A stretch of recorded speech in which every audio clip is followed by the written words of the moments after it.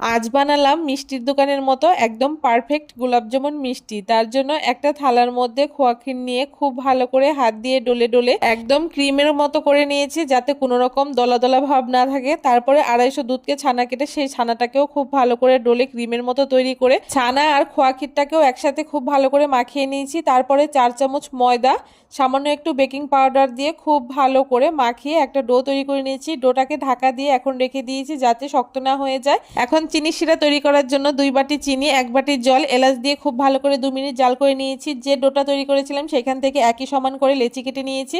এখন হাতের সাহায্যে খুব ভালো করে গোল গোল করে আমি মিষ্টিগুলোকে তৈরি করে নিয়েছি। মিষ্টিগুলো আপনারা ছোট কিংবা বড় করে তৈরি করে নিতে পারেন পছন্দ মতো।